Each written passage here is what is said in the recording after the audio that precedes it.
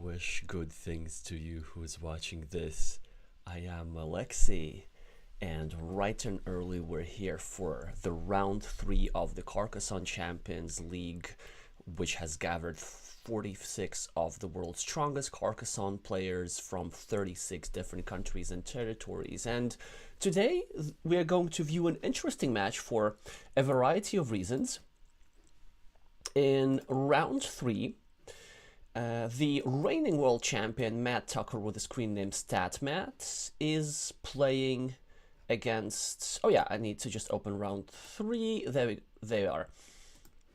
Is playing against the national champion of Brazil with the screen name Trompowski.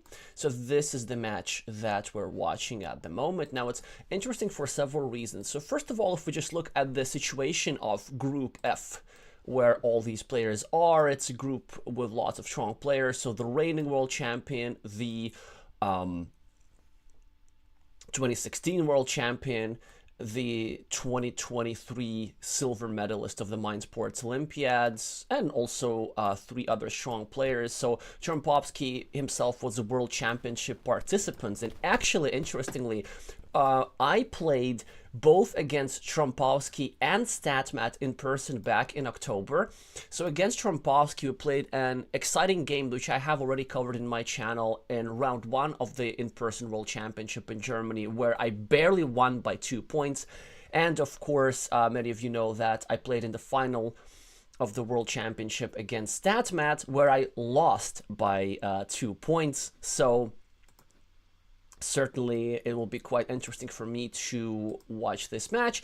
And another interesting reason why I was going to watch this match is a clash of styles. So Trompowski is a representative of this classical open Brazilian Carcassonne, high scoring games. For example, in the game that I played against him in the World Championship, we both scored over 120 points. I think I won 122 against 120. So lots of farmers, fights for big features, that kind of dynamic play.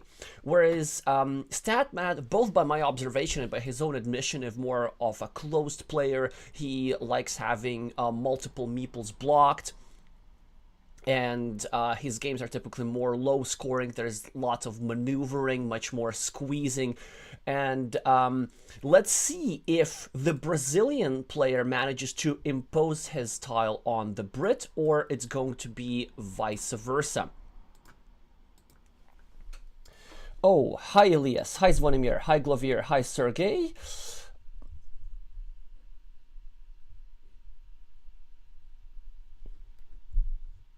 Elias is saying that Trompowski also likes to block a lot. Not as much, not as much. It's, I mean, of course, it's as different in every game. So yeah, let's just look at the group situation real quick. So this is Group F, where neither of the world champions are in first place. It is Afonso Cavaco with a screen name Osnofac from Portugal, who is currently undefeated with a slightly better tiebreakers than someone you know who, that's Vladimir Kovalev, also same number of victories. statmatt managed to lose 1 game. That was against Osnofac in round 1, and Trompowski also lost, I think, also against Afonso Cavaco. Let me actually double check this. I think they lost against the same person. Yeah, so in round 1, yeah, statmatt defeated the Dutch player with a screen name Gottfried. Trompowski lost to Afonso Cavaco, and then, oh, that was in round 2. Oh yeah, and then Trompowski lost to the previous world champion, the 2016 world champion, someone you know, and statmatt also lost to Afonso Cavaco. So it's, at some point we will definitely watch out for this player as well. But anyway, now it's time for the match to start. They have not created a game yet, interestingly. So it's time for more talking. Hi Helge.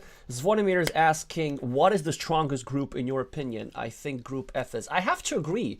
Yeah, so Group F has at least like 3 super strong players and definitely like 3 decent players as well.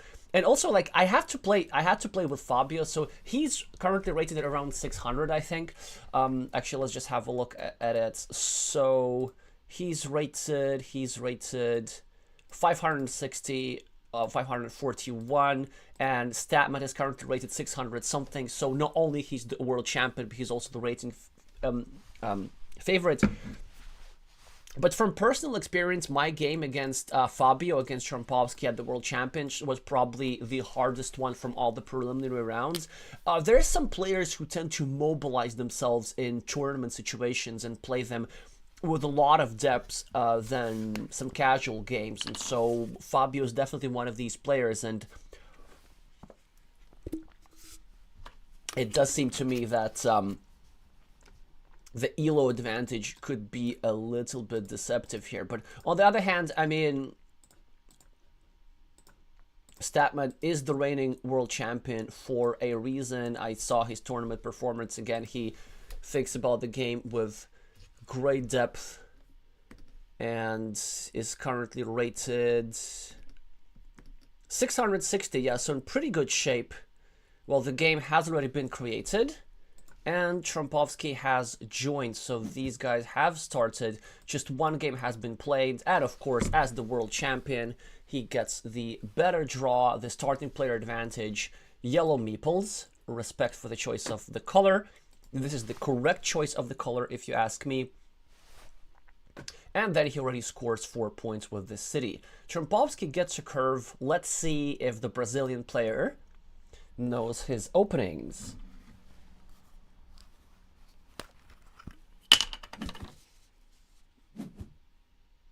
Oh! I have to say it's a mistake. It's not everybody knows this move.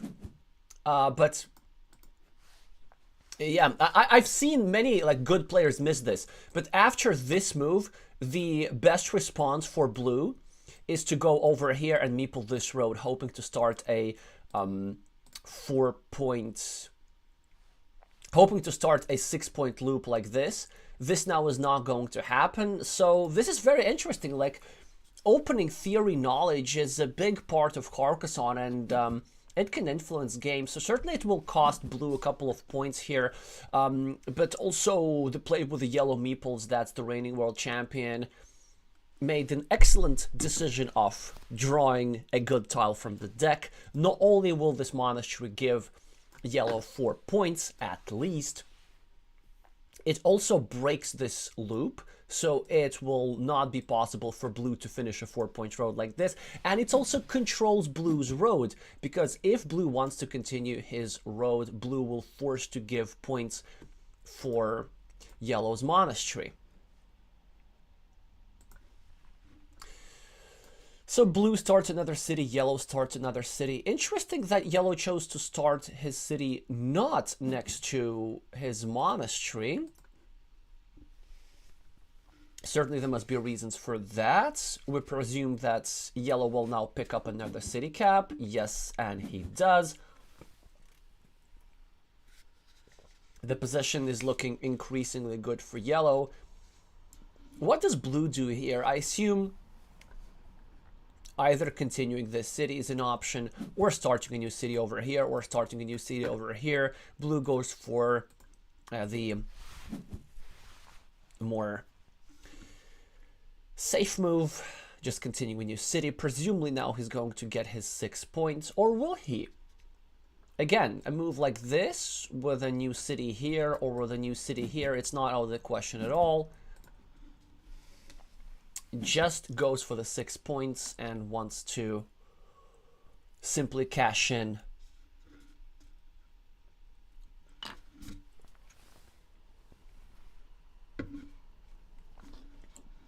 Todd is asking, why do I like blue meeples? Why do I like yellow meeples?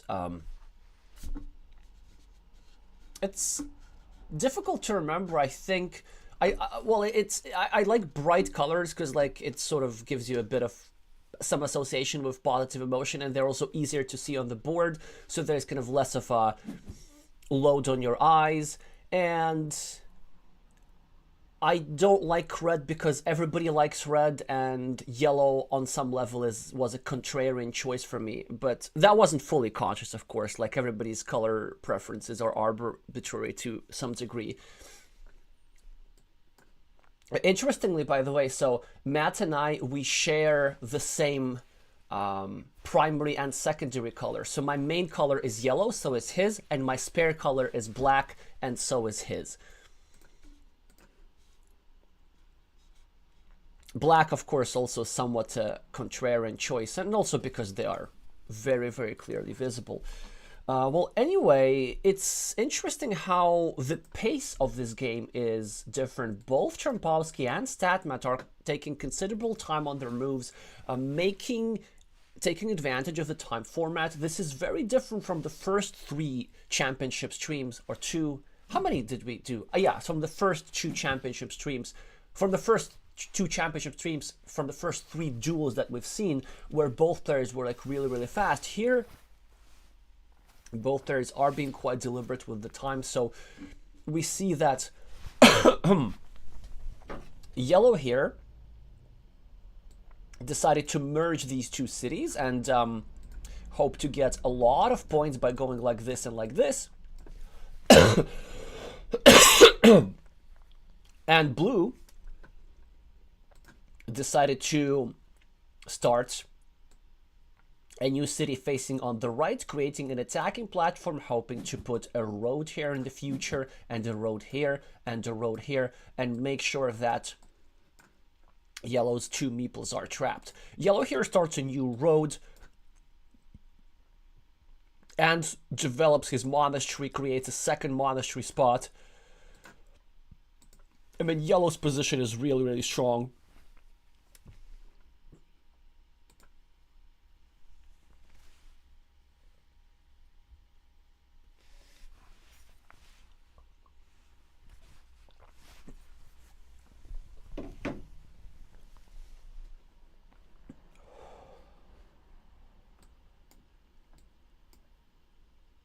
Yeah, what does Trompowski do? It does seem like a tile which you pretty much play almost instantly. I mean, whenever you see a vertical divider like this, you just go over here and start a new city like this, and you get 4 extra points on the scoreboard. I know that some players might be tempted into doing like something like this, but then this wouldn't be a real block because there would still be tiles that fit into this square, so all blue is going to do just take the 4 points and still wait for that straight line. Now it's a very interesting situation for Matt. So does he go over here, simply trying to prepare the finishing Dorito tile for this city? This move, however, is double-edged, right? Because if this square gets blocked, then yellow loses 2 meeples almost for nothing. But let's say if this square gets blocked and this square is still open, then yellow has still time to get compensation, and this will probably be enough for yellow to still preserve the advantage that he has from this monastery and this whole setup. Yellow plays a brilliant move in my view. Look at this, starting a new city and at the same time protecting the square, right? Because it's now much harder for blue to block the city. If blue draws a straight line, which he wanted to put here, it is no longer possible because the blocking square for the sensitive square in yellow city has been restricted. And at the same time, yellow also puts some pressure on this city. So it's a nice multi-purpose move. Let's see how Fabio responds. He does the scoreboard, he does have the scoreboard lead, he has the meeples. He has still a lot of things going for him in his game. Hi Afonso, hi Vinny.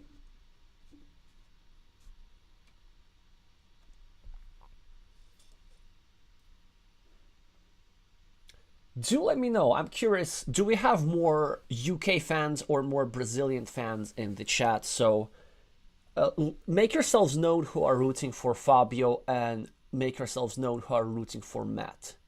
And also, make yourselves known who don't care. Hi, Lar. Blue continuing his city with this juicy shielded tile facing down. Still, it is possible that at some point yellow might want to attack the city and freeload of the shielded tile, sharing these points, but quite often blue draws the city cap and gets the 8 points on his scoreboard. Interesting decisions for Matt here, so a variety of moves possible. He goes for the blocking move, which is really interesting. So this is not something that I would have done, but this is the style of Matt's play. Very often kind of keep these closed positions, try to make some blocking attacks, and the point of this move is not so much that it prevents blue from completing the city, because eventually blue will probably complete his city. It's just it takes away a lot of options for blue. So for example, now blue is not able to use this tile, and also if blue were to draw an extender tile like this, blue cannot use it productively. If I were yellow, I wouldn't bother. I would just let blue continue the city and I would just simply keep building the road. But this is where these stylistical differences come in. So I'm certainly, in recent years, I've become more of an open position player. Strong move here by Trompowski, starting a new city, at the same time making this point a little bit sensitive, potentially looking forward to trapping this meeple towards the square if he's lucky. Now, statmatt might want to finish a city, might want to continue his road, which he won't do. But what he will do, I think he'll go over here and start a third city. This is something that Matt Tucker started doing in recent years, specifically this year, with a lot of success, is like just starting more and more cities as opposed to closing previous cities. So he had a very interesting World Championship match in round 3 against Arpad Gere, where he had 3 cities of the same shape open in different sides of the boards. One was like this, one was like this, one was like this. And there was a different positional reason why he did so. But again, I'm a bit of surprised here. So certainly it's a reasonable move, getting 2 points, kind of getting rid of sensitive square, resolving that issue. It's just not what I expected from this particular player. What does blue here do? It's very interesting, right? Because both of these players are drawing not high value tiles, there's these straight line curves, but these low value tiles, and the way the players use these low value tiles, that truly shows how good of a Carcassonne player, how creative of a Carcassonne player you can be, especially when you have many options. So let's see what blue could do. Blue could go over here, simply continue his road. Yeah, that's one option. Another option was starting a 4-point road over here. A third option was going over here and attacking both of yellow cities at the same time. And actually, this is an option I really would have liked. But blue decided that, you know what? I'm 2 meeples ahead, 6 points ahead of the scoreboard. I'm just going to keep building, building, building, and you can't catch me anymore.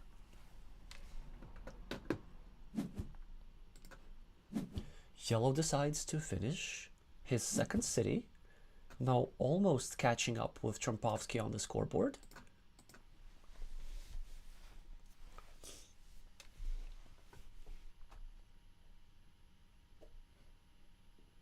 Trompowski will probably continue his road. I can't really imagine him doing anything else. And then this should make it slightly more awkward for yellow to complete his monasteries. But ideally, of course, Blue does not want to go here. Blue wants to go here with the road end, so that if yellow gets a monastery tile like this, then blue gets another road end, goes over here, and then tries blocking this square completely. But we don't get to choose our tiles in Carcassonne, and if you can add 1 point to your road and make your road safer, why not just do that? Said blue to himself and prolong his road, and even dropped a farmer.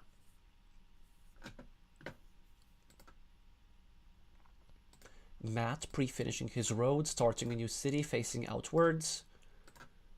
Trompowski presumably is going to continue his city like this.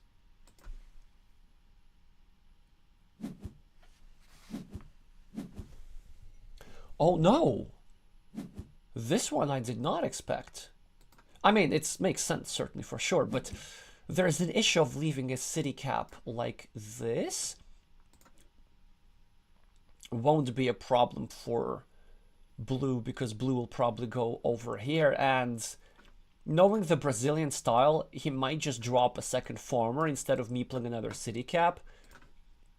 In the meantime, Matt gets a shielded tile, and this city now looks much, much safer. This also creates a monastery spot. Somebody's going to put a monastery here, making this square even safer. And yellow will just patiently wait for 2 Dorito tiles to place them like this and like this.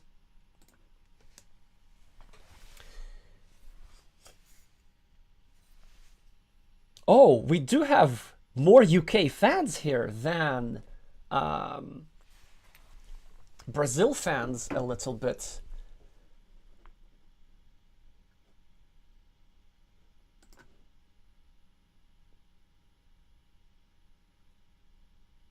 Well, it's close to being 50-50. So now we know if Trompowski loses this game, it's because not enough Brazilians showed up. So if you're rooting for Trompowski, then text your Brazilian friends to come here. Wow. This is very, very interesting. I think I see Trompowski's idea. So he just goes full Brazilian with the fields. He decided to sacrifice 4 points, to forego the 4 points and drop a second farmer with the idea of getting a curve and making a huge field with these 2 meeples.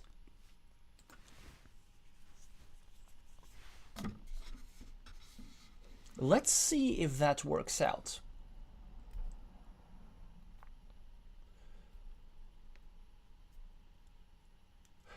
It seems to me that a lot in this game will be decided by monasteries. Because let's say if yellow draws this monastery, or like a couple of monasteries over here, then yellow will be enough ahead on the scoreboard. And of course, we also assume that yellow is going to finish the city. It's really hard for me to imagine it not happening. Most of the time, yellow does finish the city. Then yellow gets such a scoreboard lead that yellow probably can afford losing this big field over here, and I think this is what he's counting on. But if blue draws a couple of monasteries, especially for this spot, and maybe even for this spot, then suddenly the scoreboard will probably be not enough for yellow to be able to win this.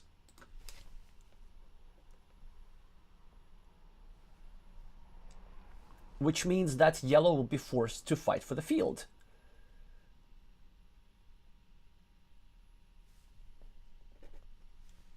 Now Matt has this splitter tile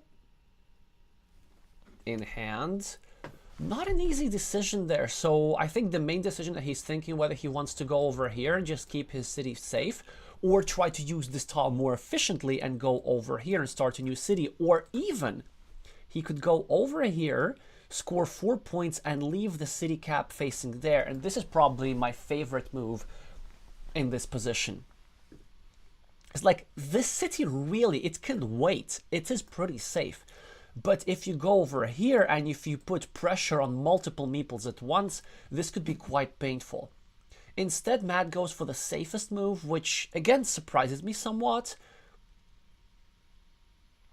Trompowski might go over here, try to tie yellow's road, or simply go over here, finishing his own road, or, which is a really annoying move, and the one which I like the best, going over here. No.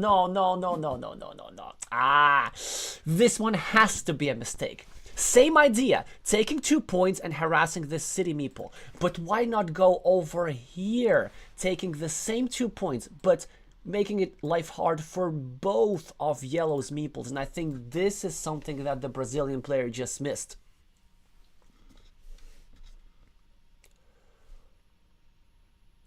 Maybe he sees ideas of, there being an extender and maybe a curve and a curve. And there are some situations how this yellow meeple, by virtue of prolonging his road, gets trapped over here. But that's a bit of a tall order and not that likely to actually happen.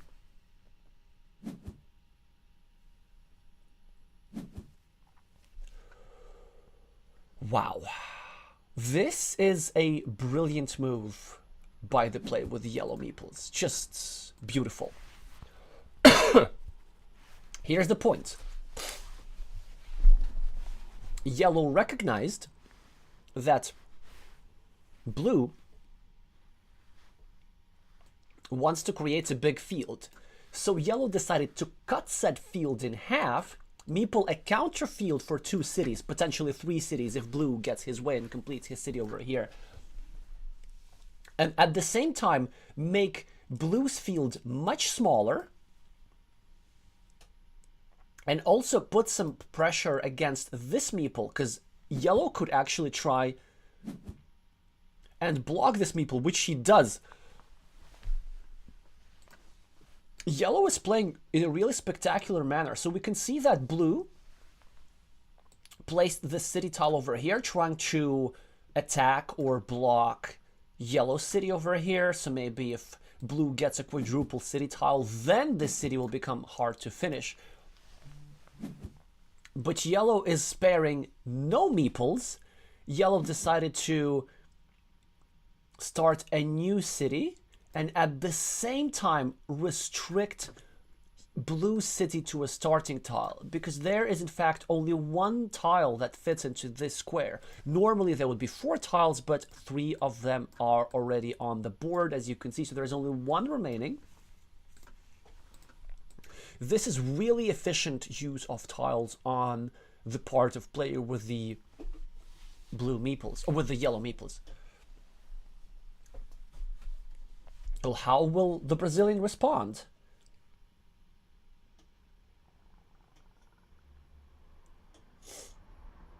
Maybe he can go over here.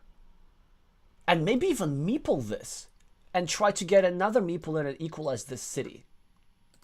I do feel that since Matt used his last meeple, it is in the blue player's best interest to keep his opponent without meeples for as long as possible. For example, we just saw how Matt was unable to meeple this monastery.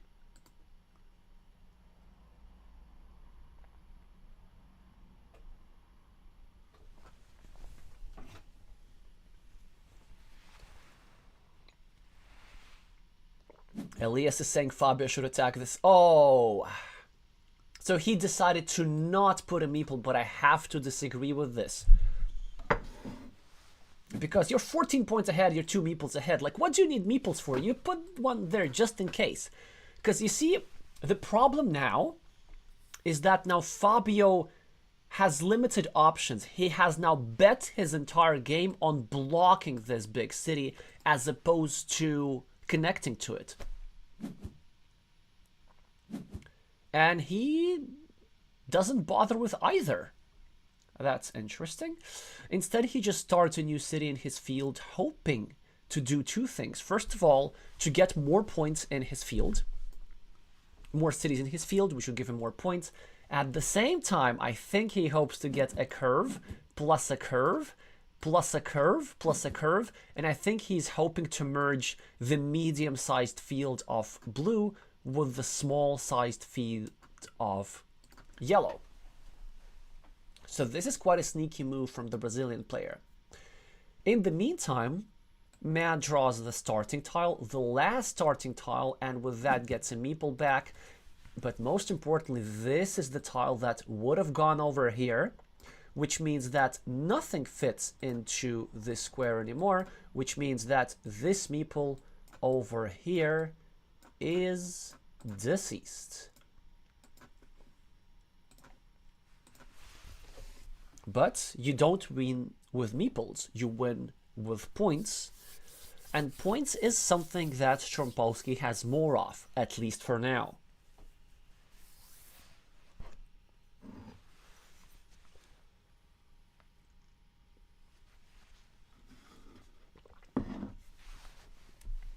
Elias is saying there is also still a monastery with road. This is correct, because this is a great point, because the monastery with the roads can go over here, for example, and this monastery with the road would unify all the fields, and this would certainly favor blue, despite the fact that blue has one meeple blocked over here. Yellow has two meeples either trapped or almost blocked here for a relatively long time. So blue has the long-term meeple advantage, which makes it easier for blue to win field fights. And we know for Brazilian players, field fights are their bread and butter. Now it's an interesting, important decision for statmatt, and he chooses to go all in on the big city. He decided, you know what, you didn't want to connect, now it's not a ruin anymore, it's a city, I'm going to finish it, get 36 points, and then you're going to lose on the spot. So note how Matt did not try to invade this 8-point city over here, did not try to finish his monastery over here, but instead just went YOLO. It's a very calculated YOLO, of course, because he's only 2 tiles off completing the city, right? It's not that hard to do. Or he could also get 3 Doritos. Dorito, Dorito, Dorito. And this could work just as well. And honestly, now it's very hard for Trompowski to do anything about this. A move that I see is maybe just place a straight line over here, create a bit of a gamble for monastery with a road. So whoever gets a monastery with a road tile, there's still one of those remaining, gets 1 point. Ah, but he does it differently. He decides to restrict this square first. And the point is that if yellow were to go over here right now, then suddenly this square becomes very vulnerable, and then blue could just stick in another straight line over here, and this square will be permanently blocked. So it definitely makes it harder for yellow to build the city. Still not impossible, just harder. So Matt could do a variety of things. I think he could go over here and protect his monastery, at the same time attacking this city somewhat. He could go over here, actually, and try to tie together the fates of this road meeple and the fates of the fate of the city meeple. And so they get to converge on this square over here. Let's see which approach he chooses to take.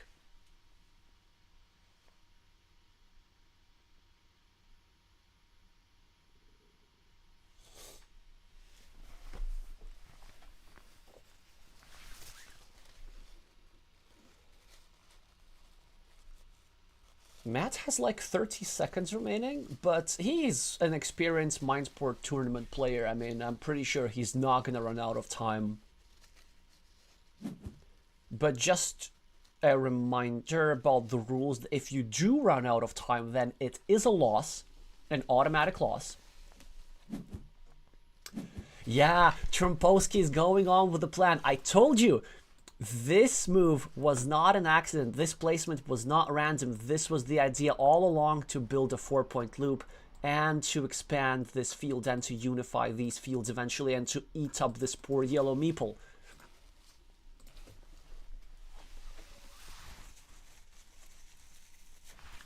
What do you do about this if you're Matt? Maybe if you're Matt, you try to go over here and put a straight line over here, trying to make it harder for blue to complete his road. But maybe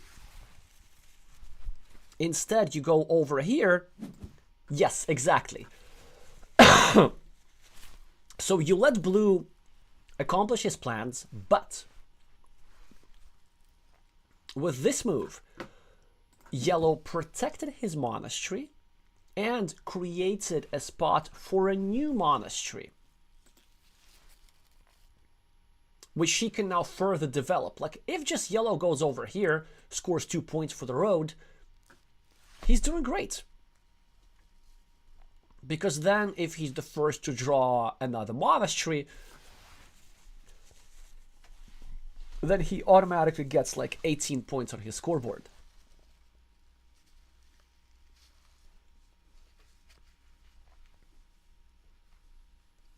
Hi, Vladimir. I see that there are many viewers, more than on any of the previous streams this year, so that's nice. In case you're here for the first time, make sure to subscribe if you want to see more matches like this. I will be streaming at least once per week, but probably more often. Almost definitely more often. And of course, meeple the like button so that more people can find out about this beautiful tournament. But you see, Matt actually made a move which I didn't see. This was quite elegant, pre-finishing his road so that now he can go over here, finish his road, and meeple a new city piece and equalize Blue's city. So that's a beautiful combination, which I'm pretty sure he's going to follow through. Although, what if his idea is to go over here, and then over here, and over here, and still to try to finish the city? He decides, no. We're going to do it later. For now, we're just going to finish the road. By the way, another interesting thing that he decided that this is more important than finishing his city over here. At some point, I presume he would do that.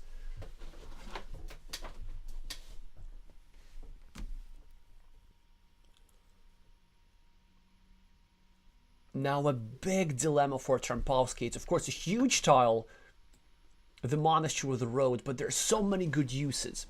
Let's start with the fact that you could just simply score 2 points somewhere, or here, trying to make your field bigger.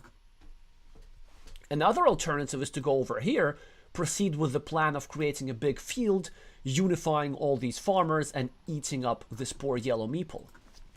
A third option is to go over here, with the road pointing upwards like this, with the idea that this would completely block the square, so this would make it impossible for yellow to complete this city, or to even threaten the completion of this city. And also, it would create a coin flip for a 9-point monastery right here in the center, which, for a variety of reasons, benefits blue a little bit more than it benefits yellow. So blue went with the first option, trying to create the big field. And now yellow will need to think really hard about his win condition. Maybe his win condition is drawing a bunch of back-to-back monasteries over here, over here, over here. Maybe his win condition is to trying to run away with the big city with multiple Doritos, which are still available in stock. And he does try to run away with the city, except it's not with Doritos, it's just with the regular city cap. He says, now or never. Okay, if you get a curve, fine. You get a curve, you can block me. But guess what? You didn't get a curve, so what you gonna do about it? This is what he's saying to himself, presumably, except he's British, so he's being probably more polite about that than I am. Probably saying to himself, well, it's certainly reasonable to attempt completing a city, and I don't know how he, but he's probably like not being particularly emotional about this. 'Cause, But look at that. Trompowski cannot use a monastery productively, and he makes a desperate attempt to make it slightly harder for Matt to finish his city. And Matt can now just go over here. Protect the square.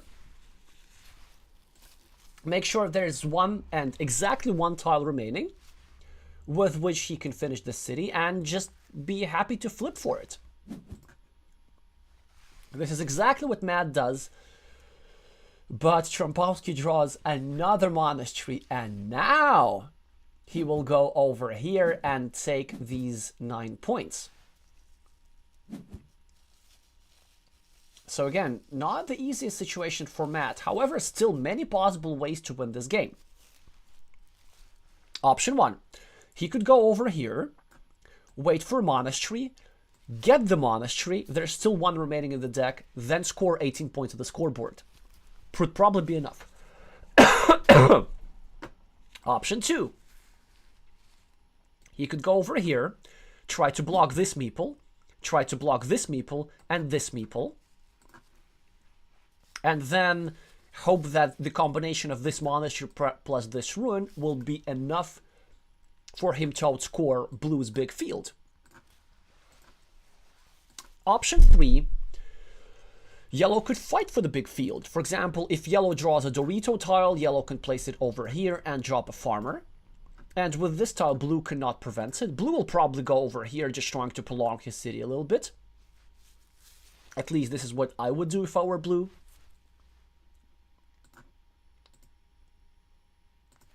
And of course, there's option 4. Yellow could just draw this tile and place it over here and finish a huge city for 1, 2, 3, 4, 5, 6, 7, 8, 9, 10, 11, 12, 13, 14, 28 points.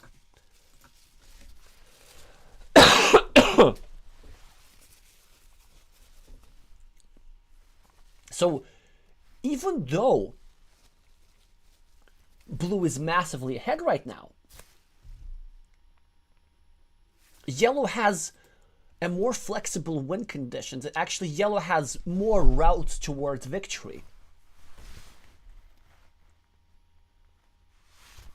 So I would even say that yellow has the slightly better winning chances here.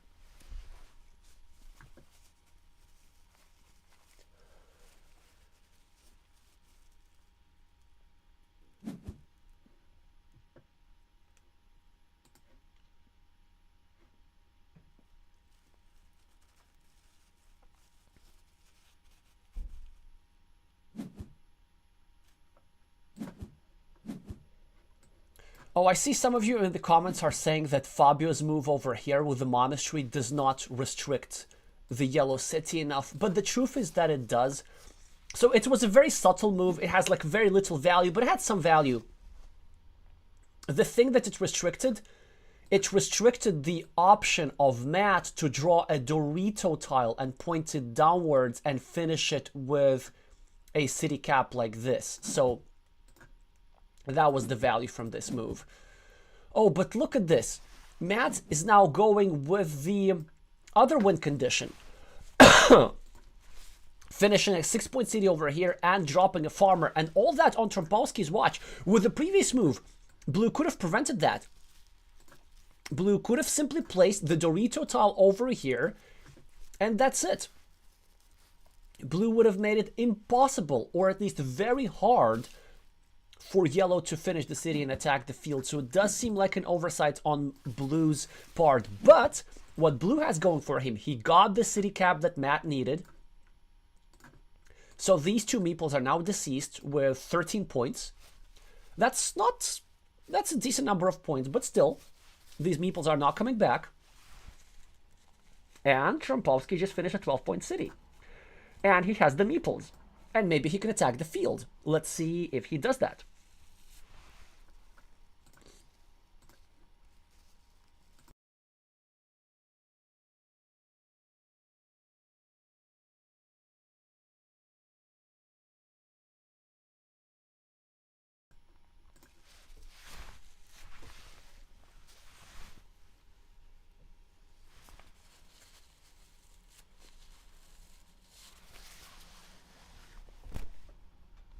So what could yellow do with this straight line?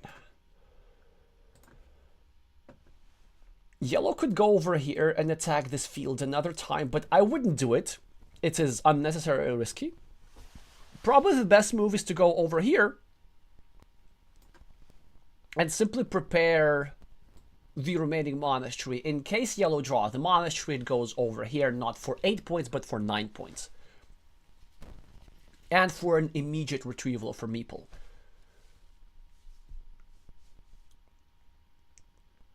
But also, yellow could go over here and drop a farmer. Does he do that? Yes, he does do that. And that was all his sneaky idea. He just wants to... He doesn't care about meeples. He cares about winning the game.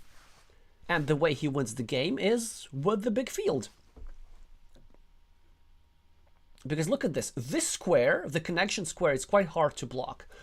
1, 2, 3, 4, 5, 6. There's still 2 straight lines remaining that go over here. And for this square, there's still 1, 2, 3, 4, 5, 6, 7, 2 curves. So if yellow gets a straight line here and a curve here, it is quite hard for blue to re-attack this field again.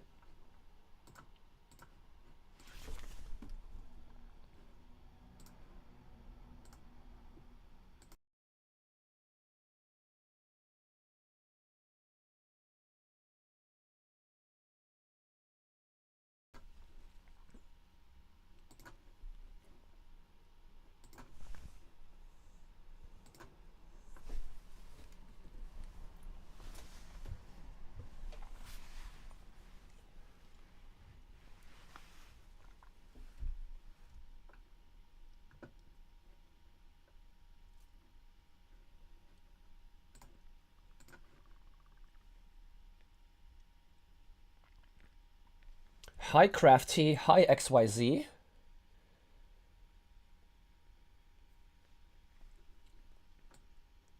Yes, Azul videos are coming up too. In fact, there's going to be the Azul World Championship qualifying tournament soon, so I'm planning to do something about those.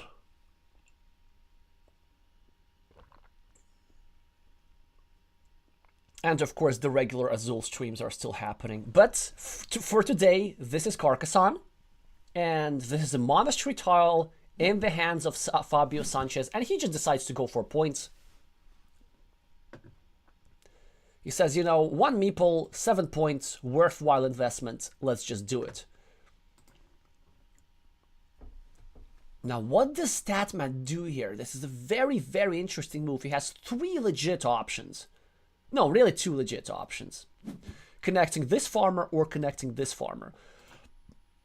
And he decided that connecting this farmer is more important. And rightfully so, because there's still 4 tiles, I think, with which he can still connect this farmer. 1, 2, 3, 4, 5, 6. Yeah, 2 straight lines, 1 curve, and 1 T-shaped crossroads.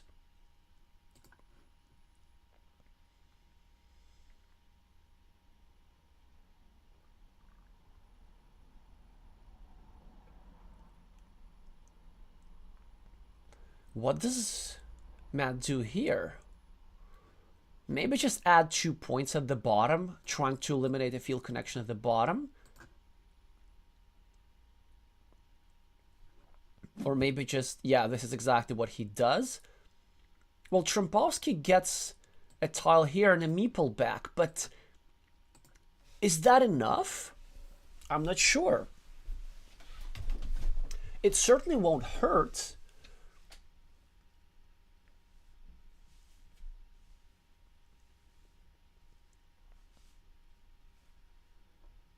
So he will have 6 more points and a meeple back, but he also needs to attack the field 1 more time. He has to at least tie the field. And even that will probably be enough. That will actually be enough, yeah. Okay, so Matt gets a tile to connect to the field. There are no more curves remaining, no more monasteries remaining, so nothing goes into this square. Now it's time for Trompowski to make his move.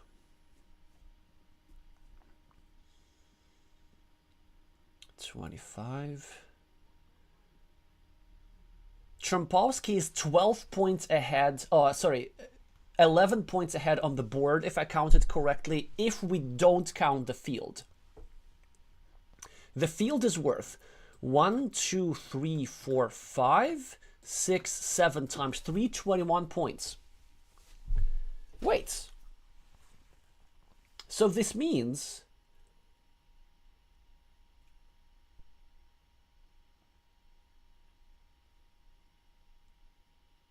that I counted something wrong. This is exactly what it means.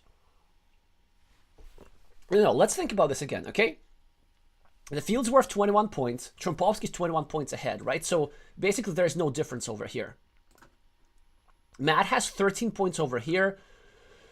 8 points. 8 points versus 7 for the monastery. So this is 14 points. And then blue has 6 points for the cities versus 4. So yellow is currently ahead 12 points. What a move. What an amazing move. Blue decided that he cannot easily make up 12 points with 2 meeples. Instead, he chooses to fight for the field. And he picked the best place to do that. Actually, to be honest, I didn't even see that. Yeah, there we go, and he connects to the field and wins the game. What an amazing find up top. The point was that it was a spot which was difficult to block. Of course, there was this blocking tile, but there were still more row tiles remaining. There was this and this and this one as well, right? So it was actually quite likely that Trompowski would connect to the field successfully. Oh, there were 2 blocking tiles. But still, it does seem to me that it was Trompowski's best shot, and he took it and won with the game with the field. It's just a really nice find. It just goes to show you, just don't fight for fields with Brazilians, because Brazilians just win.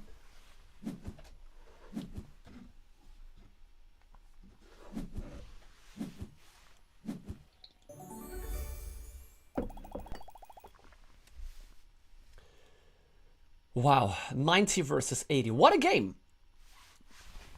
And we can see an upset here, because I did not expect that the world champion would lose the first one. And this just goes to show you, like there was a clash of styles, and this side that was able to impose their style managed to win the game.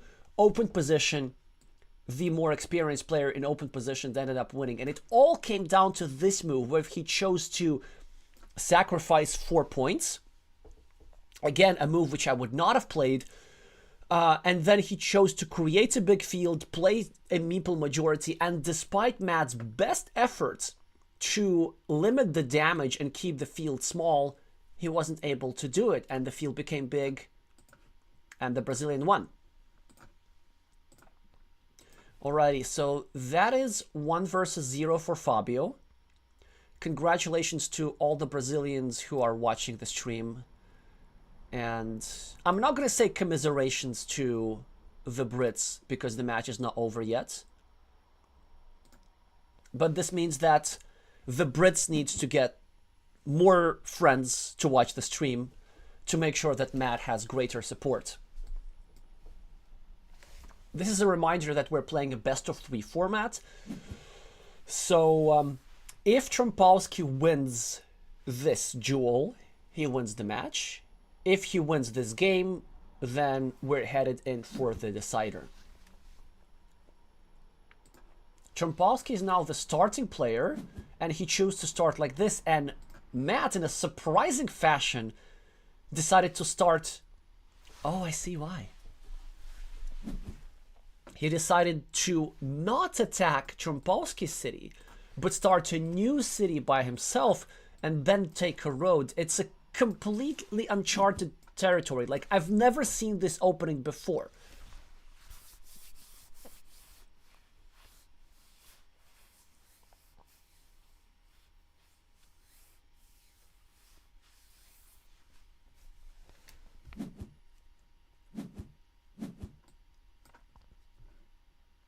So Trompowski, the first on the scoreboard, having 6 points now. Matt also gets on the scoreboard, 4 points for the city, starts a new road, so relatively equal position now. But Trompowski has that starting player advantage.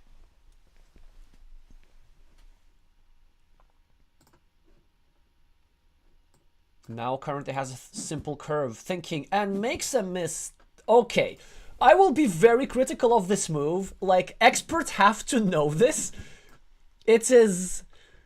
the correct move is turning curve the other way and placing the meeple like this, hoping to finish your loop and breaking your opponent's roads. It is a well-known tactic. I'm super surprised. I will be very critical of Fabio for not knowing this. But it does not prevent him from being ahead on the scoreboard 6 points and ahead on the match scoreboard 1-0. Speaking of this, I should update the score.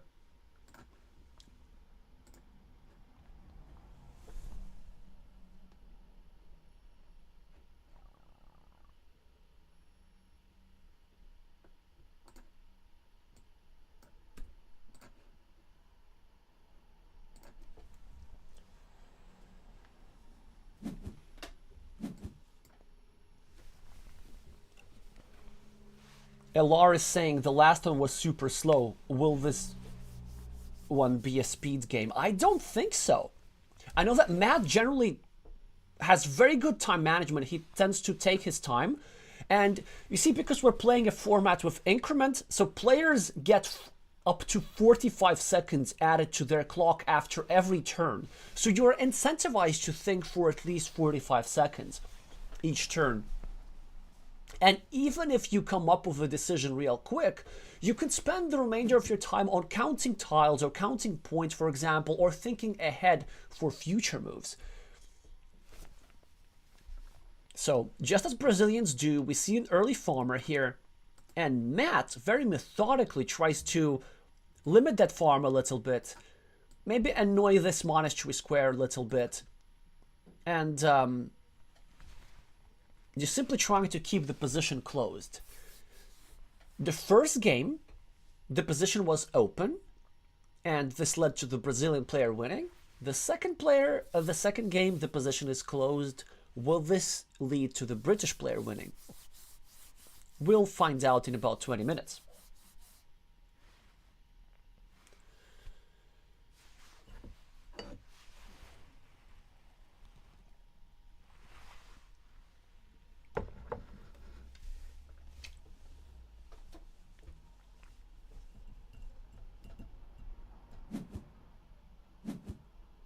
Trompowski starting a new city. Matt now has a decision to make.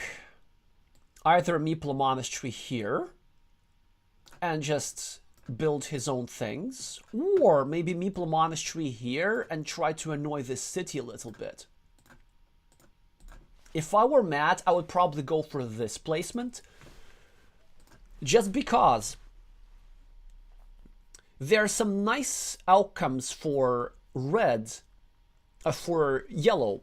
Let's say if blue completes his city over here, then this square could become slightly vulnerable, and red could block the square like this, making sure that blue does not get his meeple back from the monastery and that blue's field stays small. On the other hand, there's also benefits for this monastery placement, positionally. Because of these two road ends pointing out, this field will become a bit harder to develop. And let's say if Trompowski finishes his field for like 9 points, then he will be forced to maybe drop a second farmer, and then maybe that's it. Like, this city gets finished, And then this field is worth 12 points, and then blue is forced to invest 2 meeples into a field which is only worth 12 points. There's still a lot of interesting things that could happen about this. So Matt goes for the principled approach, not for creating an imbalance, but just for the approach that directly tries to make it life more difficult for these blue meeples. Another interesting thing about this move, by placing his monastery over here, Matt eliminated another potential monastery spot. That's why I probably like this move even better now. Because you see, if blue draws a regular monastery, blue now cannot place a monastery over here because this spot has already been occupied by yellow.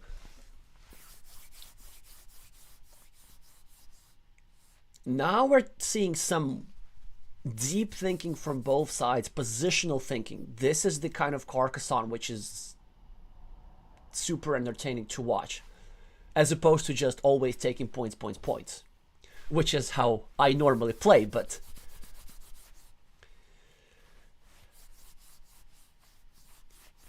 this is more interesting for an observer. Wow. Very interesting move. Fabio decides to start a 3-point road and prolong his city.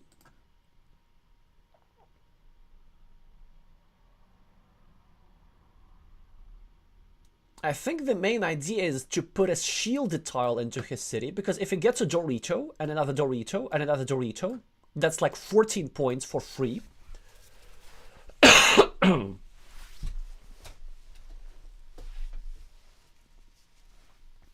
What does Matt do now? Well, he starts another. He does not meeple a monastery. I presume there must be a reason for this. But I don't think it's a good reason at all. I think here you must meeple a monastery. And I see why this is awkward. I see why this is unpleasant. Because Matt does not want to spend a city tile on just completing a monastery. But the reason why I still think you must meeple the monastery is, first of all, to control this square, and second, to control this square. Because if you meeple this monastery, then blue has no incentive of placing a tile over here, but this square is crucial for the field development of blue. Because let's say after blue places a Dorito here, then if blue gets a regular city tile, blue can go over here, start a new city, and expand his field. And then if a 6-point field becomes a 9-point field, then this farmer is much better justified. But maybe Matt, because he was low on meeples a lot in his previous game, decided that meeple management is more important and there will be better things to meeple than this monastery. Both players are sacrificing value tiles, and as we see, Trompowski just sacrificed 2 points simply to prevent Matt from finishing his city and dropping a farmer. And in this case, it is completely justified because Matt had just the right tile in hand to go over here, drop a farmer, attack this field like this, but it didn't happen.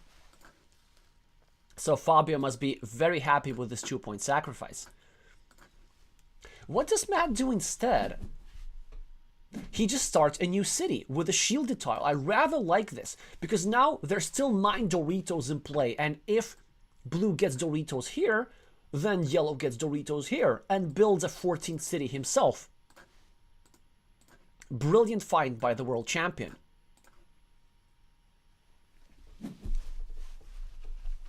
Great move by Trompowski as well, pre-finishing his monastery and also pre-building his road, with the idea that when blue gets one of the 8 remaining curves, he will go over here and finish his monastery and start a 5-point road and then finish this 5-point road. It's just beautiful.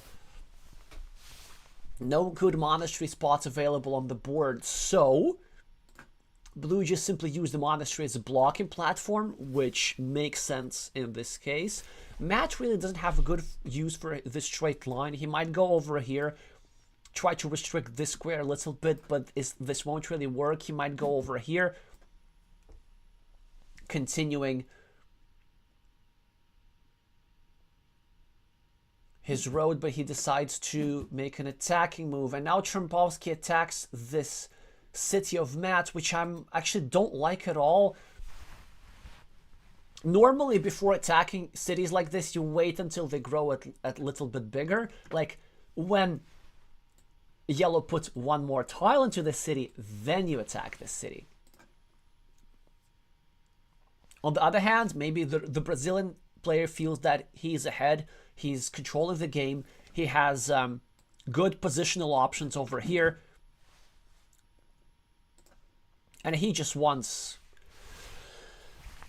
to prevent yellow from suddenly building a city too big. Actually, now that I think about it, it's completely reasonable, because there's still 9 Doritos on the board and 9 Doritos in the deck, and what blue's trying to do is simply to prevent yellow from getting a good use of Doritos. More interesting things are happening. So Matt was trying to defend his city from blocking, and Fabio's re-attacking it again by taking 2 points, and Matt defending the city again by taking 2 points, and this is a big win for Matt, because there are 4 tiles that fit into this square, which translate to a 94% chance of Matt drawing one of these tiles eventually, and then when he does, it will be 3 points for this road, and at least 1, 2, 3, 4, 5, 10 points for the city. So even though Trompowski's like 15 points ahead on the scoreboard, that's not for too long. Also, these 2 roads by Trompowski are vulnerable. Look at how Matt attacks one of these roads, just as Trompowski was about to finish one of these roads. Trompowski draws a fantastic tile, and he decides to defend this road, so there are still 2 more tiles that fit into this square, and when he does draw one of these 2 tiles, he'll make sure that he gets an additional 4 points for this little city piece. Now, if you're Matt, you have 2 meeples, and you might want to use them to just attack the field, honestly. So I would be debating between 4 moves. Move 1, probably the best one, go over here and make it harder for Trompowski to get his road meeple back. And this is exactly what he does. And some other moves to consider eventually is to start dropping farmers here or here, because this field will be at least worth 12 points or so, and Matt does want to get there sooner or later.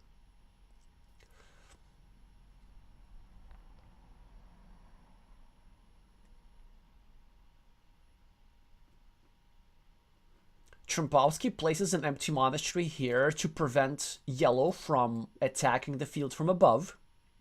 Now this platform here has been eliminated. There's still a platform here, but Matt cannot use it effectively with this tile. I guess technically he could go over here, but there's still risks of getting blocked in all these squares. So probably if you're Matt, you just want to continue this city and maybe try to block this meeple, or maybe you want to go over here and try to put some pressure on this square and on this square. But this is a very hard tile to play. Let's just see what Matt does.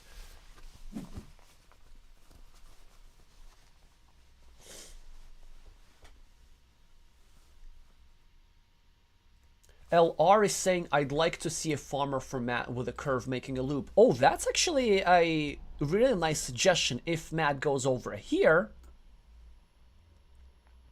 then he can drop a farmer over here and connect over here through a curve.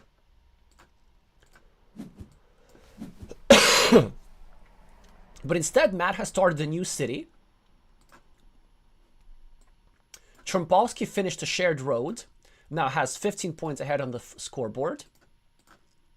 And let's see what Matt does about this. Maybe he can go over here and just continue his city like this is probably the reasonable move.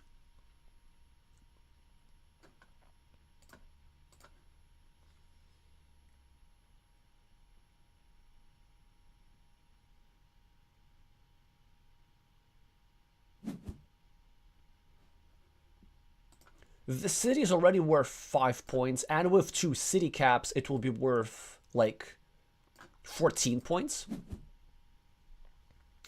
But Trompowski does not care about it too much. He says, you know what, I'm not even going to bother attacking your city. I have my own city which I'm building. And like, what you gonna do about it? If Matt wants, he can do something about it. For example, he could go over here. But I'm feeling that this road has been standing there for way too long, and we're running out of road ends. 6 crossroads have already been drawn.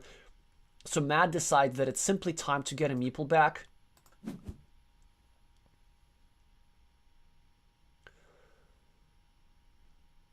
Fabio continues his city. It will be very hard for Yellow to prevent Blue from finishing his city. But Yellow can try finishing his own city. Maybe Yellow can go over here, or over here decides to start his new city in a safer spot. It's always fun to watch players race. You see, instead of fighting for one city, they just each building their own cities and each accumulating points. So this city has slightly worse prospect than this one, right? Just because Trompowski now put this annoying curve next to Matt's city. If you're Matt, you probably just want to ignore it. I guess you just go over here and continue your own city. You might want to go over here if you want to try connecting to this city, but I normally don't like spending tiles on just creating a connection platform. But this is exactly what he does. Trompowski wants to block Matt's city. And in fact, he's 1 tile away from doing that. But Matt probably is going to go over here.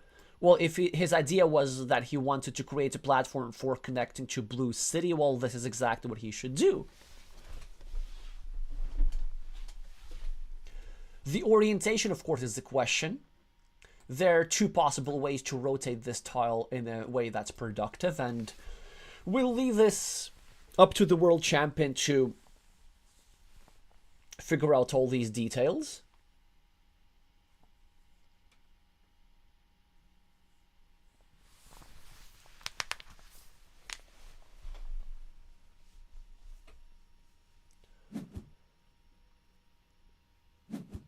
He decided this is the best orientation. I have no idea if he's correct or not. He's the world champion, so let's just assume he's correct. Yeah, actually, I like this move. I really like this move. Well, it's too long to explain, but it's slightly better than the alternative. Trompowski now very far ahead on the scoreboard because he finished his road, drew one of the 2 city caps with the crossroads, scored 4 extra points for the city, 3 extra points for the field. I mean, what does Matt do? And I know what Matt does. I think. Of course, there's always the option of just playing the boring move and going over here and taking 4 points and starting a new city. But given that there's still 1, 2, 3, 4, 5 Doritos in play, a move that Yellow is definitely considering is going over here, attacking the city a second time, placing a meeple here, a Dorito here, scoring a 20-point city, and getting 2 meeples back, and just crushing this game. And this is exactly what he does. Matt plays the content move.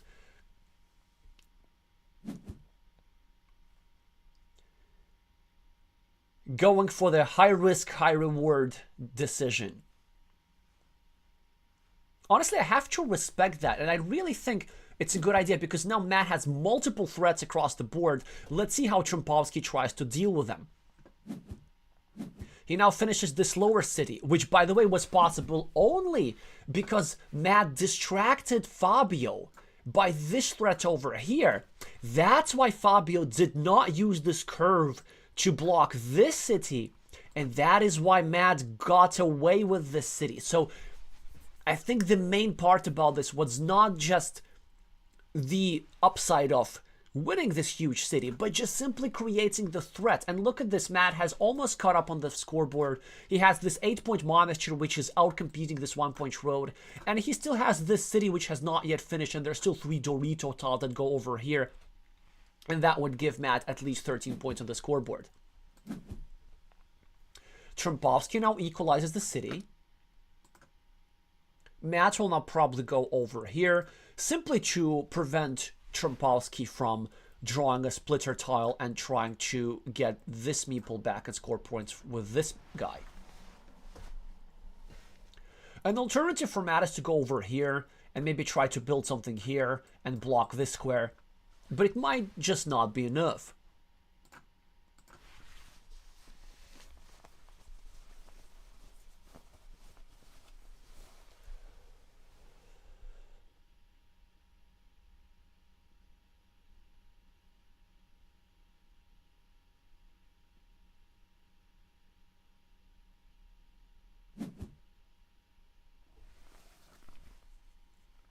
Yellow plays the low variance move.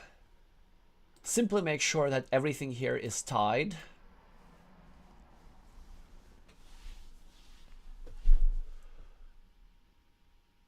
What does blue do here? Blue might try and take a move from Matt Tucker's playbook and go over here and create an attacking platform against this city. This wouldn't be justified, I think, simply because this city is only worth 1 point for now. So blue might as well just go over here. This would be a bit risky because yellow could kind of re-attack this city, but given that there's only 1 regular Dorito remaining, this seems that going here is a relatively safe bet.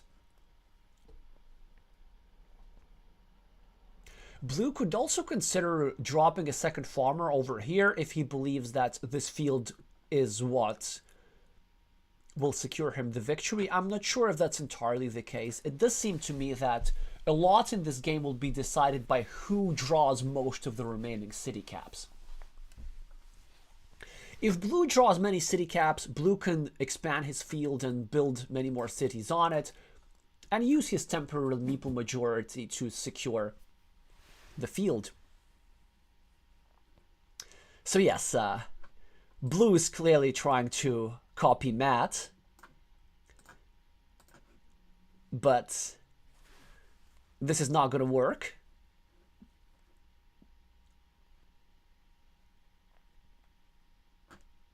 I'm pretty sure the only thing Matt is debating about is whether to finish the city with the city cap facing leftwards or with the city cap facing rightwards. But he will be getting 4 additional points on the scoreboard, and with that the score will be equalized.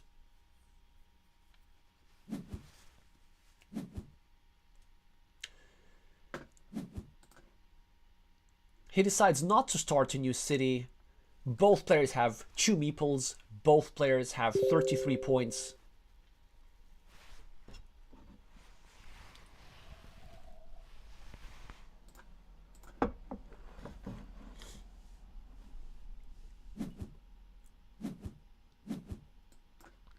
Trompowski now getting 3 more points for the road and dropping a city cap in his field. I presume that Matt will just take 3 points for the road over here, or will he?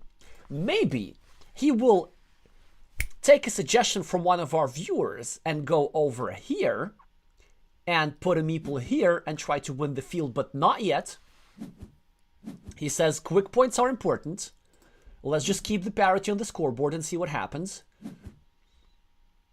Trompowski takes a 9-point field, but Matt has the meeple majority. 1, 2, 3, 4, 5, 6, 7. There are 2 curves remaining, so Matt might want to go over here and try to connect to the field, but probably, if you ask me, a safer move is to go over here and drop a farmer here and then try to connect with one of these 3 tiles remaining. And honestly, if he manages to do that, I think Matt is in really good shape.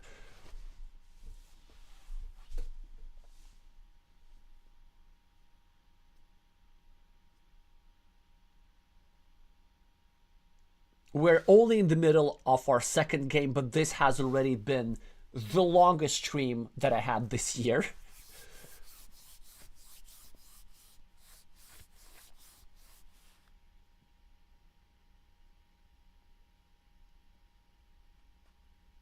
Raf is asking, can both fields be joined? I guess technically, but... well, curve here, and then 3 curves here. I'm not even sure we have a sufficient number of curves. I mean, technically we do, but players are not going to do that. Ooh! Or curve over here, and this tile over here. Ooh, that's so neat! So this move by Trompowski is just stellar.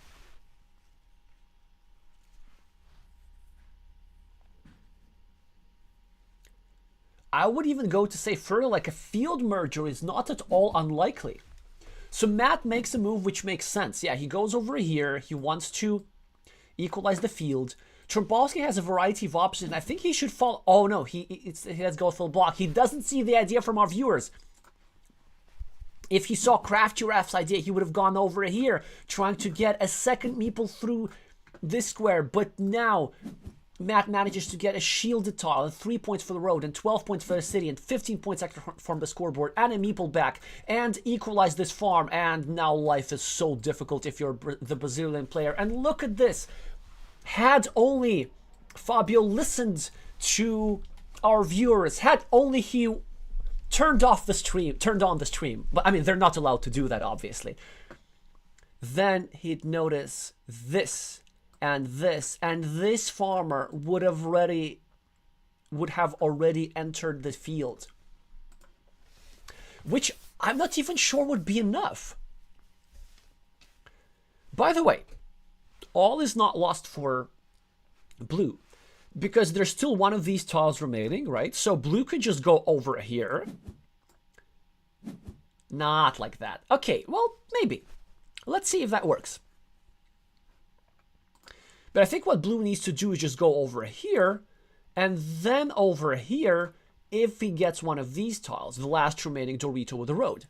Because there's still one of those remaining. And then there's 1, 2, 3, 4, 5, 6, 7 cities. That's 21 points.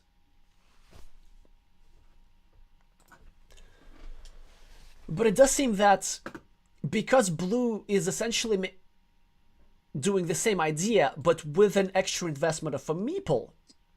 Also, by the way, I'm surprised that blue did not take this city, which is on his prospective field. Instead, he took this city. It does seem that the Brazilian players may be a little bit tired of playing in a bit of a rushed way. That's certainly not the Fabio that I saw at the World Championship, I have to say. Although, you know what, like, it's actually just easy to criticize, but the truth is, like, we have the collective wisdom of the entire chat.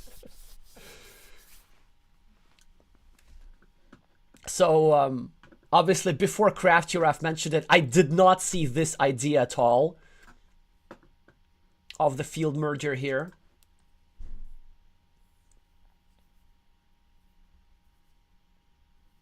By the way, like, if you're statmatt, you probably don't care about the field too much, right? So you might just, like, meeple a 4-point road and then secure the win like this. But if you want to have fun, why don't we just go over here and drop a farmer and try to connect like this from the outside?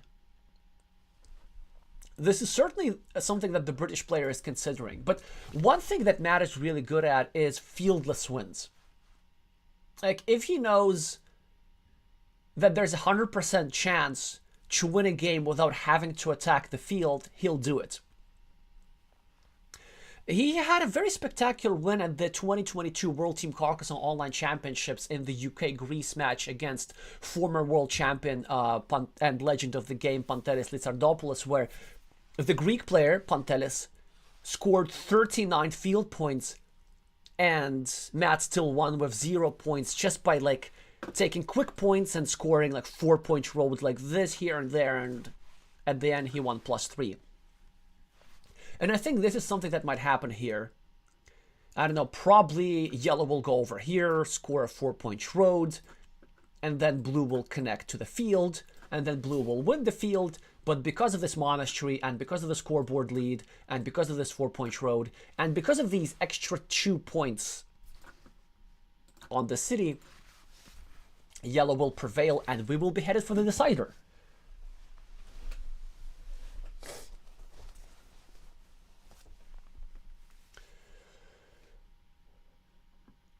Well, Mats did play the move that I was suggesting, except that he decided to leave the meepling part for later. Okay, so Trompowski is going to connect to the field. This will not be enough.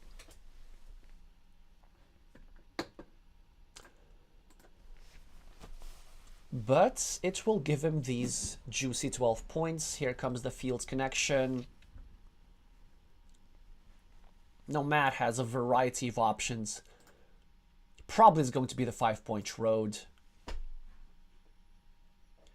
Still has a minute on the clock. Time. There's still time to be precise.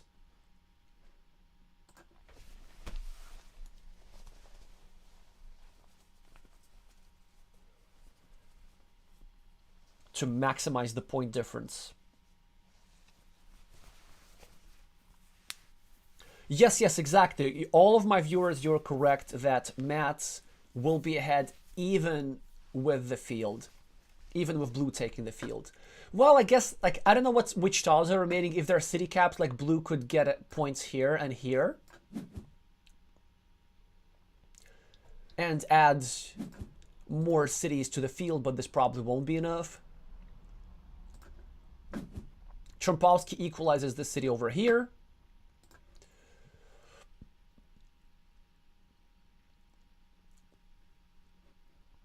Mats will probably score a city over here.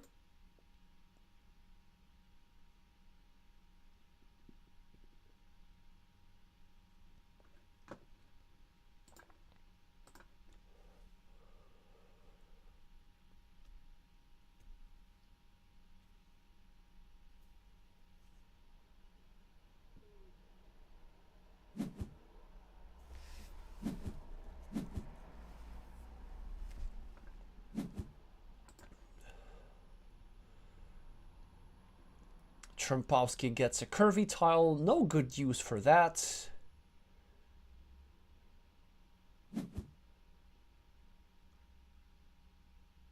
And Matt will finish the game. Actually, there was a good use for that. So technically, what blue should have done, blue should have counted the tiles, figure out that Matt has this in hand, and blue should have placed this tile over here so that Matt is unable to claim the 4-point city like this. So with precise play, blue could have made his loss slightly lighter. 1 point lighter, to be precise.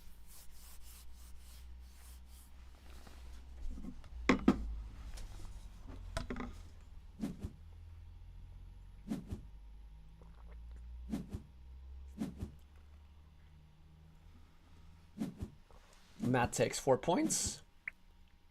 And with that, the second game. And we're headed to a decider. Let's just wait for a second and see what is the exact point difference.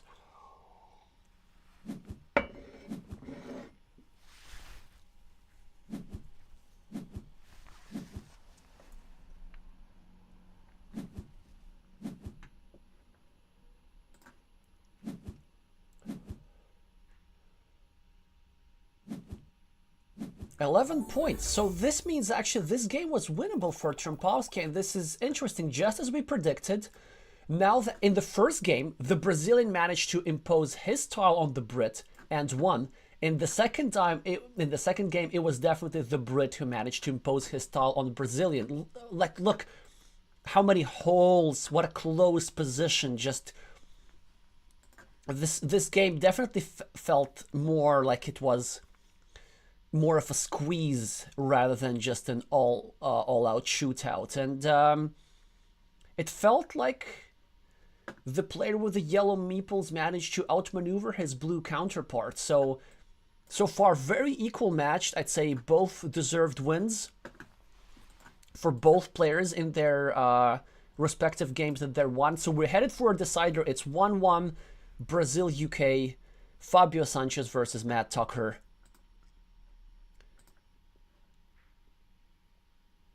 And it looks like they are already starting.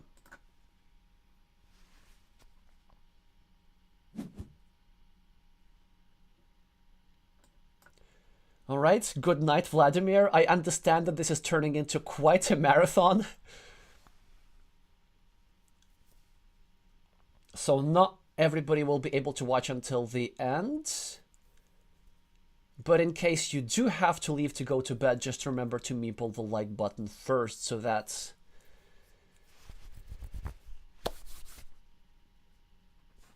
the algorithm does its magic. Matt gets the starting player advantage, meeples a road, gets 2 points. Trompowski gets the first city cap and will probably get 4 points. This is exactly what he does. The play with the blue meeple, the first to go on the scoreboard. Matt gets a curve and of course start a second road, which is the correct move over here. It's a bit counterintuitive, but this forces Trompowski to add an extra point to one of Matt's roads.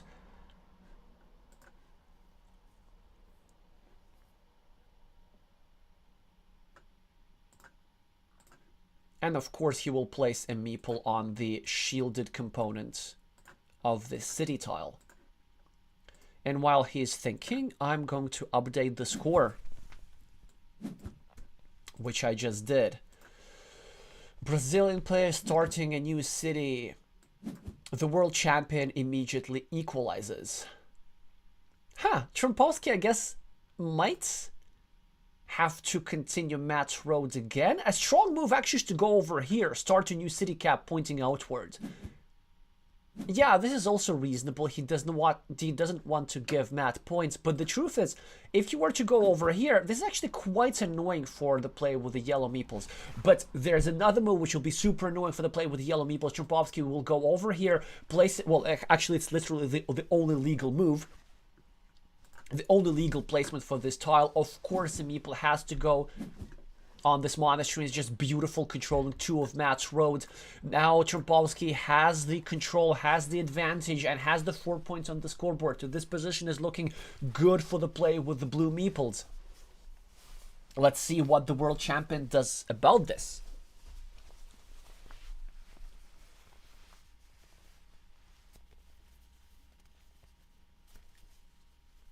Oh, thank you for reminding. Yeah, I have to play myself in an hour. I mean, I don't have to literally play myself. I mean, I have to play somebody else in the same tournament. I'm playing the American player with the screen name KB and a bunch of numbers. So, thanks for reminding me about that. I won't be streaming that because honestly, I'm already kind of tired talking.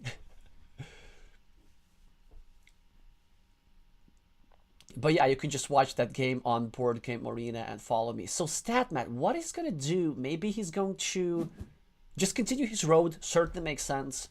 And that also creates a platform for either side to try and take over the city. It slightly benefits, it benefits actually yellow more than it benefits blue. So that was a really nice find here by Matt. And now I'm pretty sure that he's not going to go here. He's not going to go here. He's going to go here and start a new city.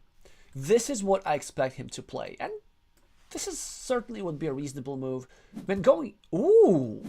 I like this too. I like this actually even better maybe. That's a nice find as well. Because his idea... Basically, Matt's plan for the game is just to draw a bunch of curves. Curve here, curve here, curve here. And then... Yellow ends up with a lot of roads and wins the game with roads. Blue continues his city at the bottom. Yellow will now probably continue his city at the top and start a new city like this. But instead, he chooses to start a new city elsewhere. I am puzzled about this move. I guess the idea... It's a very interesting placement I can see the idea. It protects this square a little bit. It makes it harder for Trompowski to block Matt's road. It also makes this city of Trompowski a little bit more vulnerable. It's certainly a neat-looking multi-purpose move. Let's see how this works out. Trompowski draws a fantastic tile, and the move that he has to play here is exactly the move that he played. Great find. This is the best monastery placement with the best possible orientation with the road placing outwards. And what does Matt do now? The answer is he goes over here and meeples a monastery, try to control this city. An alternative is to meeple the monastery over here. However, it's a bit iffy because this square is somewhat sensitive. So he goes for the move, which makes the most sense for now. Trompowski probably going to go over here, score 2 points with a city cap facing downwards. An alternative is to go over here and pre-finish this city and wait for a Dorito tile and hope to turn this little meeple into 8 or even 10 points on the scoreboard.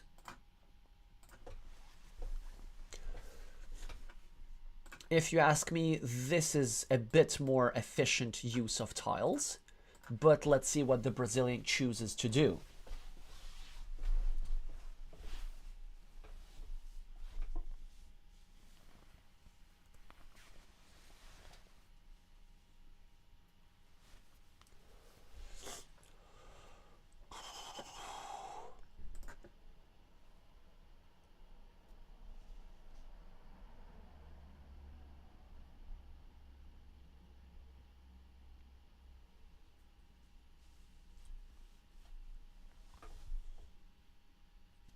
The Brazilian here is thinking, which is the correct decision. It's not an easy decision. There are many factors here, but this is an immediate 4-point move, and also it just improves the position of the monastery so much. Yeah, exactly. He goes for it, and really nice find by the Brazilian. It does seem that the loss in the second game has mobilized him. He's now quite focused, thinking for a good amount of time. Matt is now spoiled for choice. Curves are fantastic for the play with the yellow meeples. He could go over here, continue his road. He could go over here, pre-finish a loop. He could go over here, attack Blue City. All reasonable options, and actually, he could also go over here, add 1 point to his monastery, whilst making this square more vulnerable.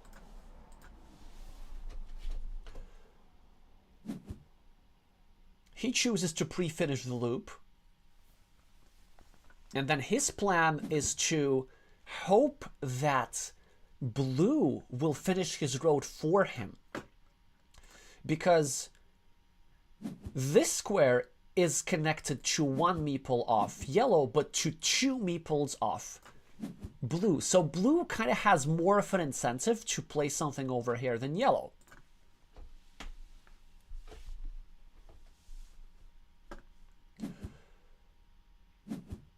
Trompowski just keep getting quick points and leaving city caps, and I honestly like how this is working out positionally. If I were Trompowski, I wouldn't care about this guy at all. Matt, in the meantime, continues his city at the top.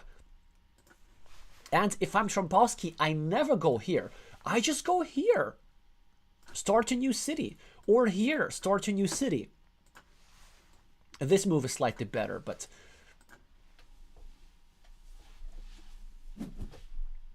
exactly. The Brazilian player is playing with precision. What does Matt do? I don't know. He could go over here, start a new city. He could go over here, finish this city. He could technically go over here and continue this city. I doubt he's going to do that. He could go over here and just leave this empty, trying to block the square. Lots of options here available for the reigning world champion. Let's see which one he chooses. This position is getting really complicated real fast. Like, it looks like we're not finishing this game anytime soon.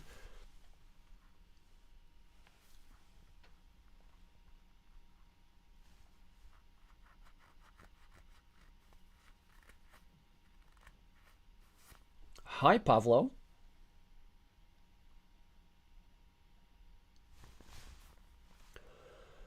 I see I missed some message in the chat.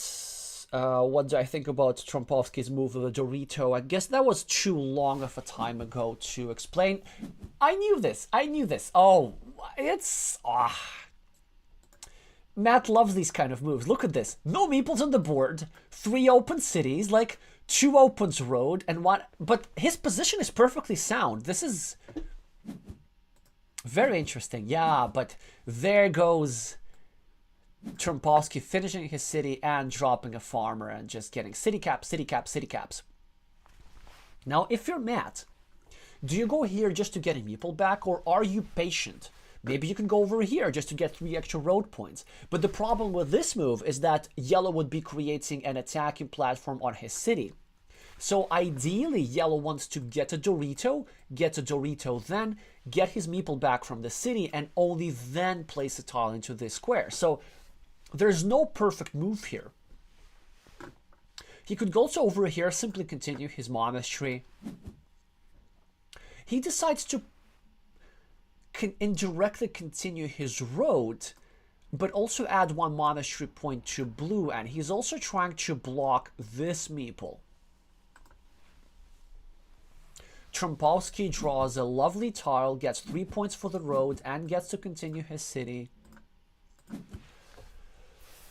This thing is not looking great for the Brit. Well, at least now he gets a good tile right. He'll be able to place this over here, I presume, prolong his city, and maybe make it slightly harder for Trompowski to finish his city. But now Trompowski could just go over here, right? And start a new city himself. Or he could say, you know what, you can do whatever you want. I'm just going to keep scoring city caps, city caps, city caps. The Brazilian scores 4 more points, gets 3 extra points for his field. It is... Life is hard if you're Matt, but this is a good tile. He could either go over here and have 2 cities which are close to finishing, or he could put all his eggs in 1 basket and go over here, at the same time make this square a little bit more vulnerable. And in this position, I probably prefer this move, and so does Matt. We're on the same page here. If you're Trompowski, like, you could go over here, continue your city. You could go over here. You're just spoiled for choice, because 25 points on the scoreboard, man, that's a lot. Let's see how the world champion comes back from this.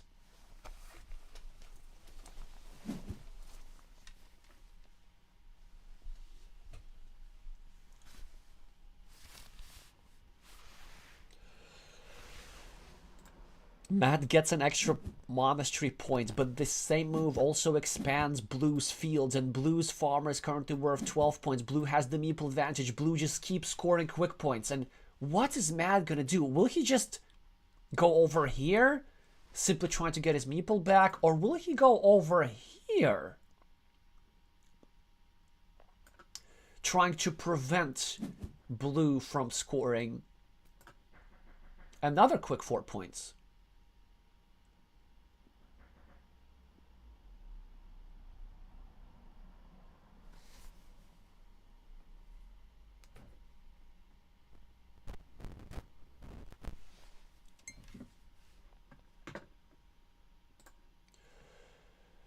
If I were Blue, I would probably just go over here, trying to finish yet another city, and hope that Yellow does not have enough time to attack.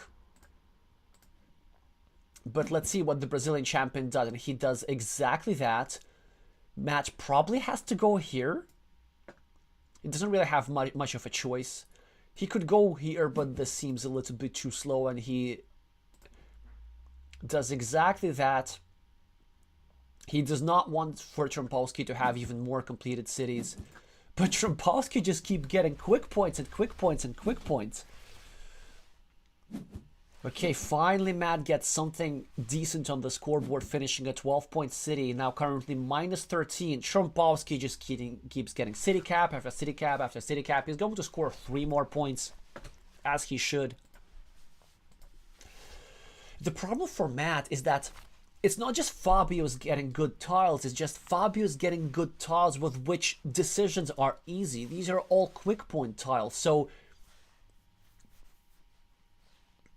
there's not really a lot of room for the Brazilian to make any mistakes.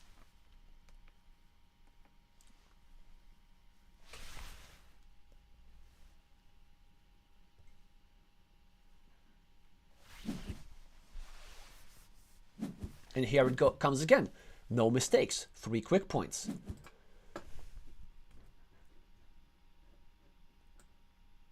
Matt gets a splitter tile. Now, this is a good tile because this means that blue doesn't get it, so blue will not be able to finish the city, but now Matt will need to think. Does he take 4 points over here? Does he take 4 points over here? Or does he simply continue his city up top?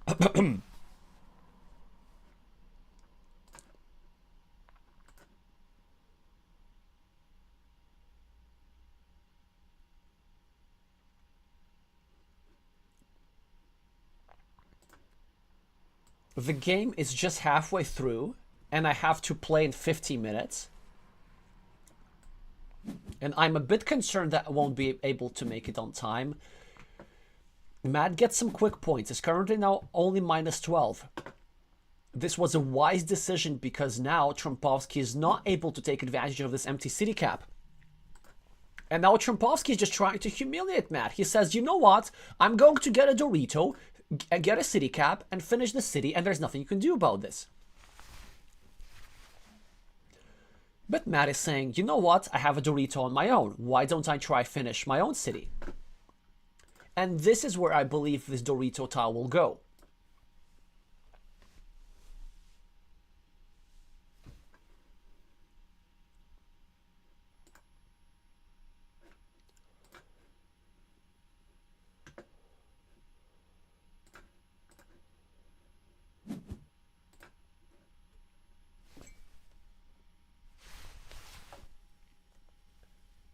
So predictably, Matt is 1 Dorito tile away from finishing his city. Or Trompowski, of course, gets another city cap and scores 4 points.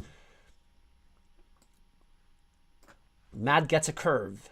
Now, will he get his meeple back now? But now he kind of doesn't have to. Ooh, he tries to block Trompowski's city, which certainly makes sense. But Trompowski now tries to finish it, but there we go. Matt gets a curve, and now here comes the block. And now this relatively evens up the game. This could really go either way. Because this meeple's trapped, and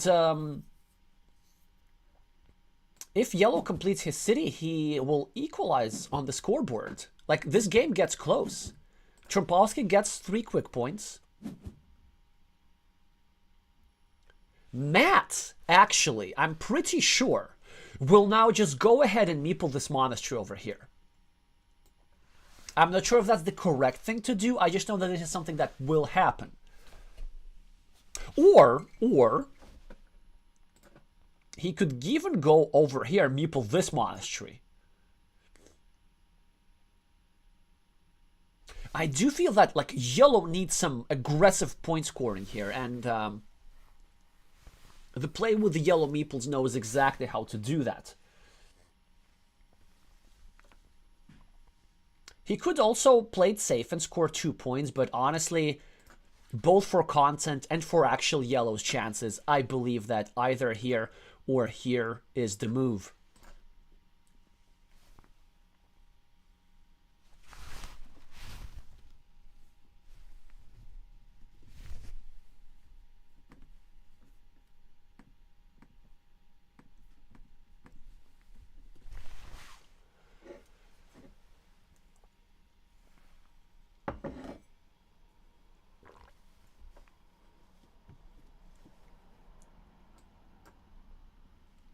He's thinking about it. I'm pretty sure he's thinking not only about this move, but he's trying to imagine what other moves they are. So, for example, if he goes over here, how likely is he to get blocked? How many row tiles are there remaining for him to finish the monastery? The answer is plenty.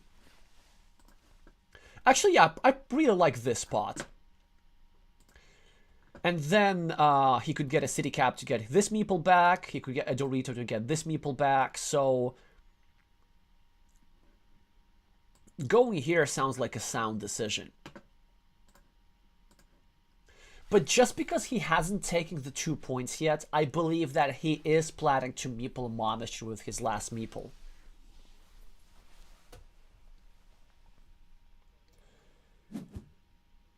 Oh, he chooses to stack monasteries, which honestly is a completely legit approach.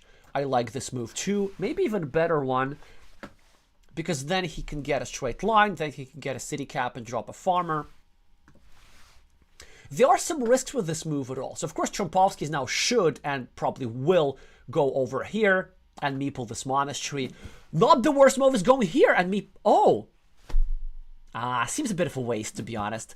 Because now, I guess the idea was to eliminate a field connection and then trying to put some pressure on this square, but the monasteries are just too good. Now what Trompowski should do is go over here and meeple this. Yes, exactly. Great move here by the Brazilian, and I think I see why he didn't meeple this monastery. He didn't want to stay without meeples for too long, and maybe he decided that he doesn't really need these extra 9 points from a monastery in order to win. Maybe his plan is just to protect the field and maybe try to block the square and simply try to annoy Matt rather than getting points himself. What does Matt do here? I'm pretty sure that he has no intention of going over here. Like, he's just gonna go do this, I think. This is also something that makes sense. Like, you get 1 extra monastery point, you prepare to get a meeple back, and you also prepare a field connection if you get like a triple city tile with the road.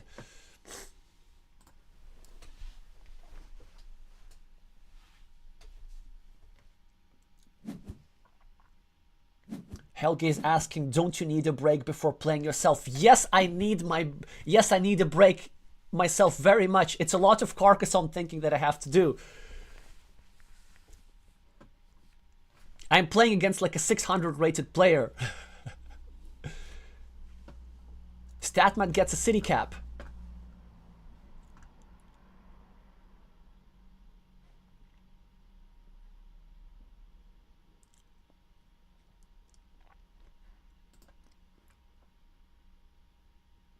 Does he go over here and take some points? Does he go over here and gets his meeple back? Or does he go... I'm not sure where. Let's just wait and see what happens. But at least what we can definitely see is that the yellow player's decisions to place his last meeple has certainly worked out. This monastery is worth already 8 points. More likely than not, it will get finished. So yeah, that's why the moral of this middle game is don't be afraid.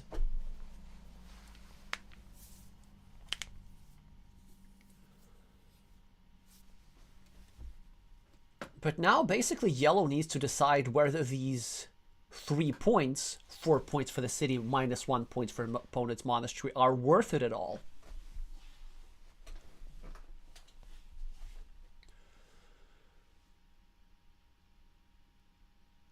And the answer does appear to be no. Because this is the last tile of its kind. If yellow simply leaves the square alone, this will guarantee that this monastery will become deceased. Oh, look at this. So Matt just chose to indirectly continue his road. This is so interesting, like this game of chicken. Like, he just does not want to have his meeple back. And there are some good reasons for this. Okay, so Matt is now getting his meeple back with a shielded tile. Coming back on the scoreboard, only 3 points behind. Trompowski gets a quick point tile. What does he do with that? Probably takes 2 points in his field and drops a city cap here. But blue has positional problems because there's this square over here that is super dangerous. If Matt gets any city tile, he can try and attack the field, which would certainly be devastating for blue. and Matt gets a city tile, but it's a question. Yeah, he decides not to attack the field just yet. He just simply wants to get his meeple back. And he's now ahead on the scoreboard. Still, Trompowski's ahead overall. Let's actually count up the points. Trompowski's at -4. Because of this city, which is worth 5 points, he's at +1. Because of the field, which is worth 12 points, he's +13. He now secures this field connection, so it is quite unlikely that Matt will be able to connect. However, maybe if Matt gets a Dorito and drops a farmer here, he can enter through this side, but it has just become much harder. So, Trompowski's +13. Because of these 3 points, Trompowski is only +10. Because of these 4 points, Trompowski is only +6. But there's this monastery for 6 points, so this is +12. And this is monastery for 7 points, so this is +19 for Trompowski? Is blue really this far ahead? But the thing that yellow has going for him is all these meeples. And also, there's some point scoring potential. Like, there's venom in these roads. You know, there's a move that Matt is threatening. Getting a curve and taking a 6-point field. Like, this is something that could happen. And also, maybe something like a 1, 2, 3, 4, like a regular city cap plus curve, and suddenly all these fields merge into one huge field. And then maybe yellow can play his meeple advantage and try to take over the field.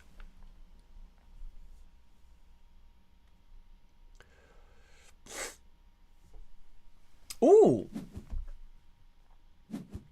So Matt chooses to attack the field straight away. Trompowski gets a tile, which with which I guess he can block, right? Because if he goes over here, then there's no tile that fits into this square. But Matt can try again. Matt can just go over here and drop a farmer and maybe get blocked again. It did seem, yes, Crafty Raf, I like your suggestion. I think what yellow should have done is just gone here and started another field and simply delayed the field attack for a little bit later. Maybe it's yellow getting a little bit impatient, but maybe yellow's idea is to get compensation, because first of all, yellow can draw one of the starting tiles. There's still one starting tile remaining. Yellow can go over here, score 4 points for the city and 1 point for the and 3 points for the field, so that's +7. But also 1, 2, 3, 4, 5, 6, 7. There's still 2 curves, and if yellow draws back-to-back curves, yellow can go over here and connect to the farm all the way through the outside. So if you're Trompowski, you block that opportunity. Brilliant fight by Trompowski. What will Matt do now? Will he take quick points? Will he try to attack the field a little bit differently? It's a very hard decision here.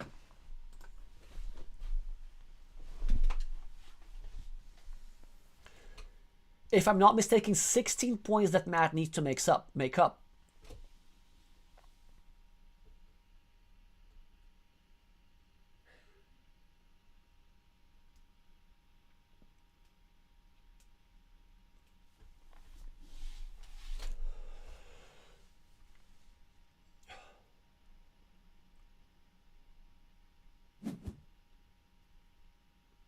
Interesting. Matt was trying to pre-build his road. It didn't work out.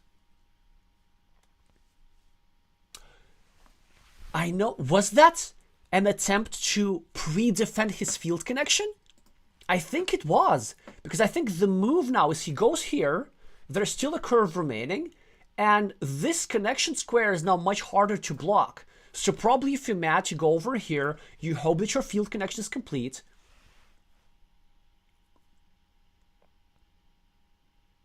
And then maybe, let's take this further, okay? Imagine this. There's a win for Matt. He goes over here, drops a farmer. Yes. Trompowski draws something like a curve. It didn't work. Or actually, maybe Trompowski can go here and re-attack. That would be pretty interesting. Or Trompowski can go here and drop a farmer for 3 points and neutralize this farmer. I think this is the way to go, and this is how the Brazilian secures the win in this duel. Yes, this is exactly what happened. Brilliant find by the Brazilian. But it doesn't work because there's still a crossroads.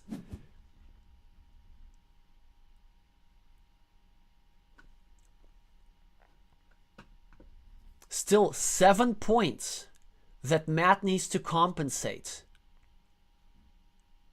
If I calculated correctly. Trompowski has all the time in the world. Matt is a little bit short for time. He does not get a good tile, at all. There is literally just no value that he can extract with it. I guess he can go over here, rebuild a 6-point field. It looks like Matt will be losing by 1 point. If, let's say, he manages to meeple this field somehow.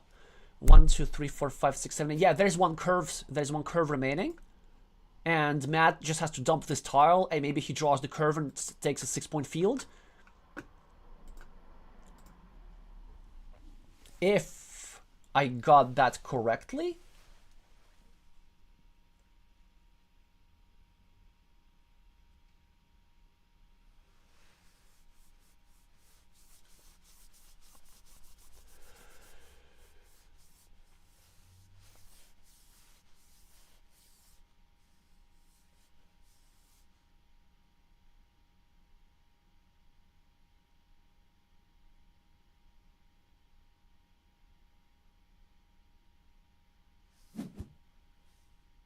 Matt just dumps the tile. Oh, brilliant move from Trompowski. Look at this. He knew that there was a curve remaining. And this is a defensive move that prevents Matt from scoring a 6-point field. And the Brazilian played this move instantly. This means that he already had it all calculated. He knew all the tiles. What an endgame. If I calculated correctly, the Brazilian has it by 2 points.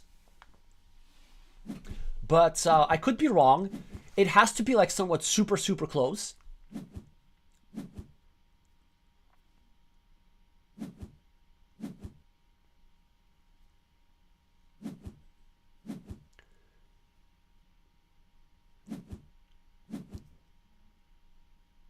Yes, I think it's going to be 2 points. Matt is saying GG in the chat. All the fields are tied. Both players have 15 field points, 12 points for the main field, and 3 points for these snippets. And I don't know what to say. It's just one beautiful game, roller coaster game, where it did seem that things were going exceptionally well for Trompowski first. Then Matt struck back by blocking his opponents and finishing all these cities. And then he didn't just have enough to equalize at the end. Wow, this is something else. So certainly we congratulate the Brazilian national champion for pulling such an upset and defeating the reigning world champion. But what a match. It lasted 2 hours, by the way. I did not expect that. I have to play in half an hour. I really need a break. Thank you all so much for watching. Do meeple the like button if you enjoy content like this. Also, if you want to see more matches, game analyses, go to the channel of Carcassonne Ukraine, who are the organizers of these tournaments. They release like recap videos and about all the matches that are going on in the league. And let's just look at the group standings real quick. So statmatt now not getting points. Now Trompowski getting 1 point, and he is now going to be tied for third with statmatt and Gottfried and a bunch of other players. So this will make the situation like really tight in Group F. We will be following that with great detail. You can go to carcassonne.gg for more updates like this. Let's see what we have next. Obviously, I have to play in half an hour. At the same time, in the same group, Nico Vellemans is playing against Chris Tucker, Matt's brother, with the Screen and Fanatical Lime 93. But don't watch that match. You have to watch this match instead. And there are some further interesting encounters later this week. As for streams on this channel, there's something else happening this week for sure. I'll let you all know in a couple of days. Great that you managed to speak around. Oh, great! We broke 900 subscribers. Thank you all so much for that. It's awesome, awesome. Lots of positive emotion. Anyway, I'm going to just leave it there. More streams soon. More good things soon. Lots of good Carcassonne coming up. Thank you all so much for watching, and I'm gonna see you soon.